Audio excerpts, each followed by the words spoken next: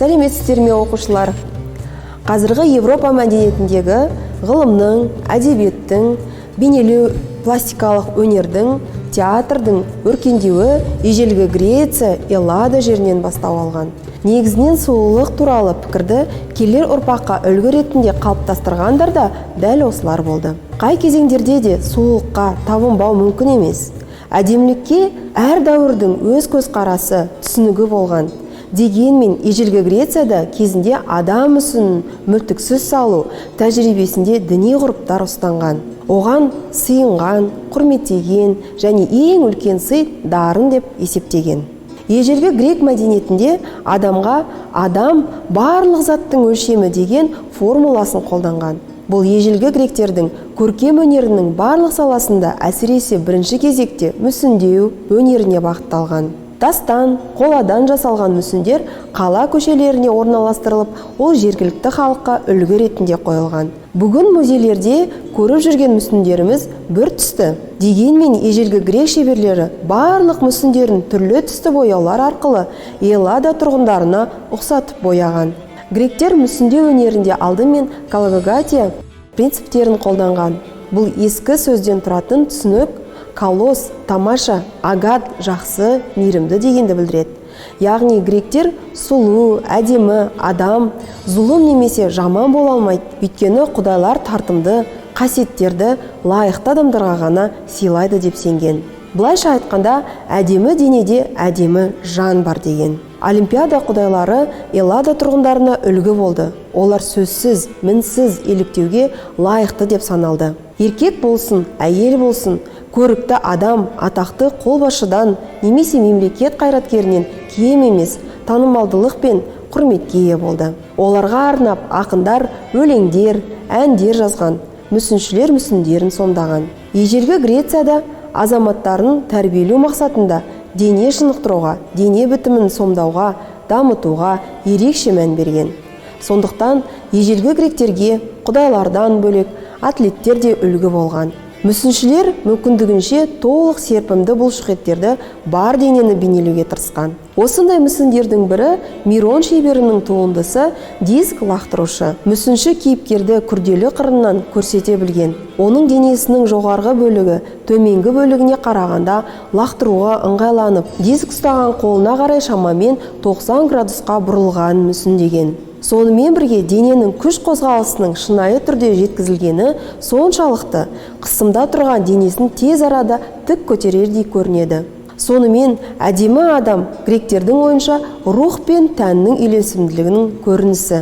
Ал бұл үйлесімділікті математиканың көмегімен есептеуге болады. Сонымен біздің дәуірімізге дейінгі 6 ғасырда Пифагор пропорциялары туралы ілімді дамытып, сол арқылы алтын қима принципін ашты. Алайда, сұлулық канондарының түпкілікті есебін біздің дәуірімізге дейінгі 5 ғасырда ежелгі грек мүсіншісі Поликлет канон шығармасында жазған. Бұл трактатта адамның мінсіз пропорцияларын есептеу ережелері тұжырымдалған. Канонға сәйкес аяқтың ұзындығы адамның бойының жартысынан аспауы керек. Аяқтың екінші саусағы үлкен саусақтан ұзын болса, аяқ әдемі болып саналды. Кіндік денені шамамен 2 тең бөлікке бөлуі керек. Ерлердің пропорциялары әйелдерге қарағанда алтын қимаға жақын екендігі қызығушылық тудырады. Поликлеттің есептеулеріне сәйкес ерлердің аяқтары әйелдерге қарағанда ұзынырақ болуы керек. Осы өлшемдерді ұстана отырып Поликлет қолына найза алған жас жігіттің мүсінін жасады. Грек тілінде дорифор, оны кейде канон деп те атайды, немесе найзагер жігіт деп атайды. Өйткені шебер адам денесінің пропорцияларының мінсіз құра отырып, сұлулық, үйлесімділік, өлшеу формуласын енгізген. Сонымен қатар гректер беттің пропорциясы мен симметриясына көп мән берді. Қатал сұлулық пен тектілік сәнде болды. Мінсіз әдемі бетті 3 тең бөлікке бөлуге болады. Шаштың түбінен қастардың жоғарғы бөлігіне дейін, қастардан мұрынның ұшына дейін және мұрынның ұшынан иектің соңына дейін. Грек сұлулығының ережелеріне сәйкес әдемі тұлға мінсіз мұрынды, түзу қырмұрын, ал мұрын мен келбеу маңдайды бір түзу сызық біріктірді. Көздер үлкен болуы керек, Көздер арасындағы қашықтық бір көздің мөлшеріне тең болды. Жоғарғы ерін садақ түрінде бүгіліп, ерінің бірдей қалың болуы керек. Осындай түзу профильді қазір грекиялық деп атайды. Эллиндықтар шаш үлгісіне де мән берген. Әдетте әйелдер шаштарын түйіндеп немесе бастың артына лентамен байлайтын. Оны ежелгі түйін деп атайтын. Жас жігіттердің бет әлпетін таза қырып, ұзын толқынды шаштарын лентамен байлаған. Олар есейген сайын сақал қиып, ал шаш үлгісін қысқарта бастады. Алайда ежелгі грек мүсіндерін қарастыра отырып, біз әйел сұлулығының мінсіз денесін оңай елестете аламыз. Бізге ежелгі махаббат пен сұлулық құдайы Венераның мүсіні жетті. Оны Венера Милосская деп атайды. Ол қазір Париждегі Лувр музейінің сәні. Әрине, грек мүсіншілерінің қолынан шыққан әйел мүсіндерін қарасаңыз, олар қазіргі сұлулардан ерекшеленеді. Біз грек әйелдерінің мүсіні толықша және кішкентай бойымен әдемі болып саналғанын көреміз. Ханшайымдардың беттері құдайлар мен атлеттердің бет бейнесі сияқты мүлтіксіз бірдей ережелерге сәйкес мүсінделген. Үздік үлгілерде олар өте шынайы көрінеді.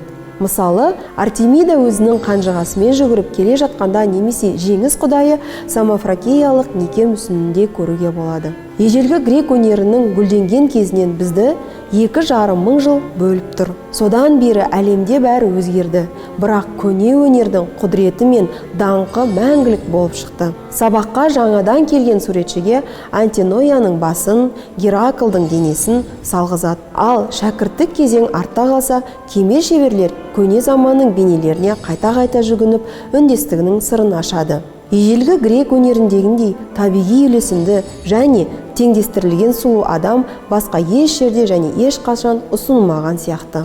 Бүгінгі тақырыбымыз бойынша бірнеше сұрағым бар. Бірінші сұрақ: грек мәдениетінің негізгі ұраны қандай? Екінші сұрағым: адам тәнімен де, рухымен де әдемі болу керек деген қағида қалай аталады? Үшінші сұрағым: мүсінші Поликлеттің адам өлшемінің үйлесімділігі туралы трактаты қалай аталды?